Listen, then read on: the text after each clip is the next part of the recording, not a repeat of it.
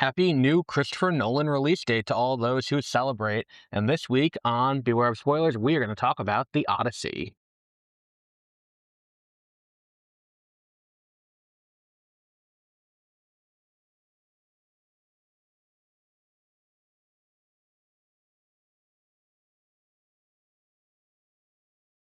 Good evening and welcome to Beware of Spoilers. I am Adam, and as is the case, you know how it is. Christopher Nolan has a new movie coming out. I am seated. I just wish he would make these movies shorter than 3 hours because I am a human and I am getting older, and the idea of going to a 3 hour movie at what's it called at a 3 hour movie after work on Thursday and then going to work the next morning uh, is something that I could have done while working two jobs and in school back in college when we started this podcast, but not now. Now it's too much. So all of that said, let's talk about the Odyssey. To begin with, one of the oldest stories that's been consistently told throughout human history is what happens to a warrior when the war is over.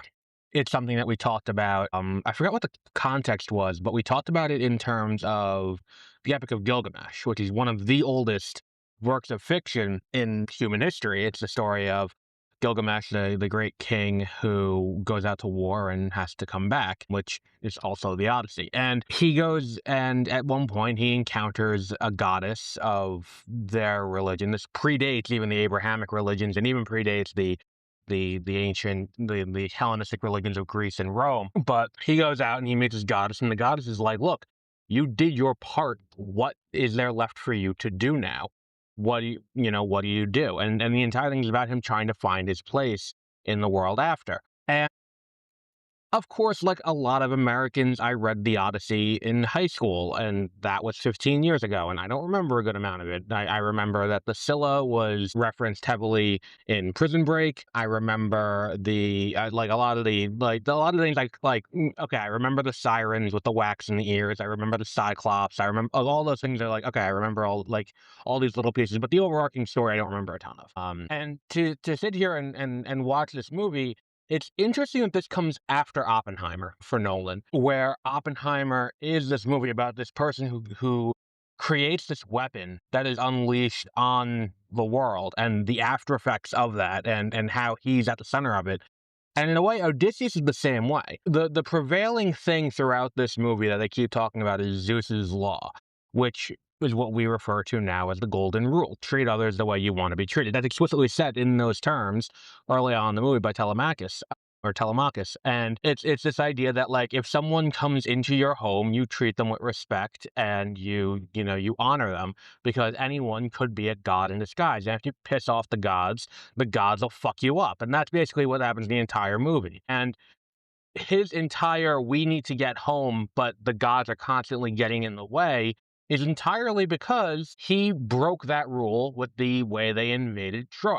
The way they invaded Troy, where they gave a gift, and it's like, "Hey, here's an offering to you as a sign of peace, and then we're gonna go in and we're gonna, we're gonna hide inside it and then go and pillage your city and let in our troops."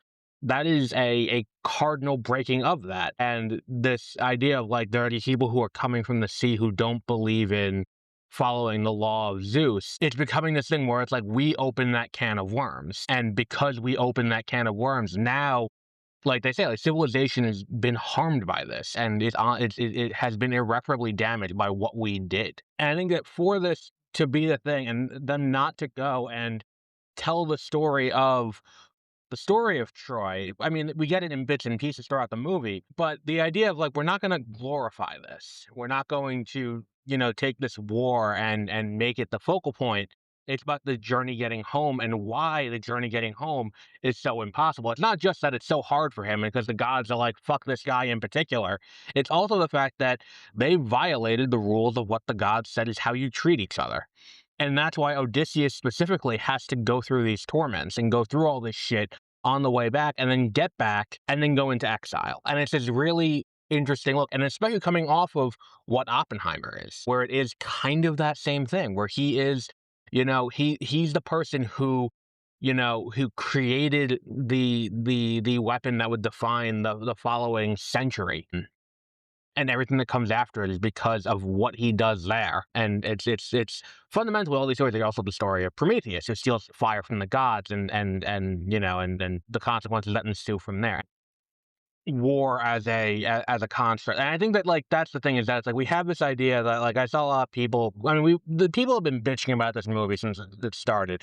There were the complaints that, like, that they cast Lupita Nyong'o as Helena Troy, and, like, okay, you cast Lupita Nyong'o as the most beautiful woman on the planet. I mean, I don't see a problem here. Because, like, I feel like if there's someone born to play that role, like, okay, that I think she kind of nailed it. And the other thing is, like, she wasn't human. Helena Troy is not a human character. She's like a demigod. So, what skin color is a demigod? And then there was the whole thing with Elliot Page being cast as the people complaining, is like, oh, they cast Elliot Page as Achilles, and they're trying to ruin this for you. And it's like, Achilles isn't even in the movie. I feel like that's something that, is one thing. And like, aside from the casting, like, aside from that being a nonsensical thing, where it's like, if you didn't know that Elliot Page had transitioned in his past, I wouldn't have known that. Okay, whatever, it is what it is. But the point in all of that is, like, this, I don't know how you can watch this and be like, they're shitting on history with casting choices, because everything about this is entirely allegorical and it's entirely mythological. Like, they're like, Cyclopses don't exist in real life. The Scylla does not exist in real life. The Sirens do not exist in real life. Like, the gods do not exist in real life. All of these things, that's fucked up. But all of these things do not exist in real life. And I do not understand why people got so upset, besides, they don't understand, that this is not real. Like, it's one of the things where it's like, you realize that just because we use a lot of these things as, like, historical significance, and we look at it like, okay, well, we knew there was a war in Troy, so let's just consider most of this accurate. Like, obviously the gods weren't involved, and a lot of these things aren't real. In the same way, like, when you look at the Bible, it's like, Noah didn't live for several hundred years. Like, that's just nonsense. Like, the idea that that's the case is just ridiculous, but that's in the Bible.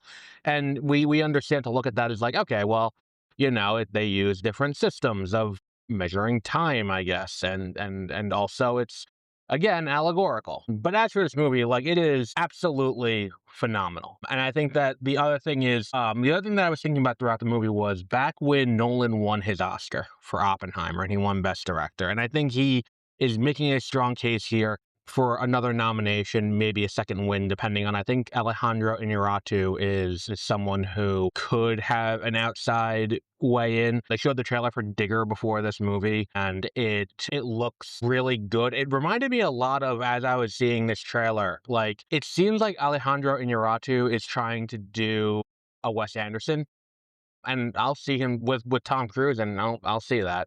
It reminded me a lot of the Phoenician scheme, but that's neither here nor there. In terms of, like, what he said when he won that, is that it's like, we are still very early in the, what's it called? We're still very early in the life cycle of what cinema is. Imagine being in the first 100 years of a different art form, of music, of painting, of theater, of sculpting, anything like that, and think about what that has become, and how that's changed over the years. And I think one of the things that Nolan does very well, and this is now 2 consecutive movies where he did that, and maybe after seeing these 2 movies, maybe I'll go back and revisit Tenet and kind of do that. And it's something he's done his entire career with, like, The Prestige, and with what's the other one that I'm thinking of? Memento. Non-sequential storytelling, and really selling an emotion.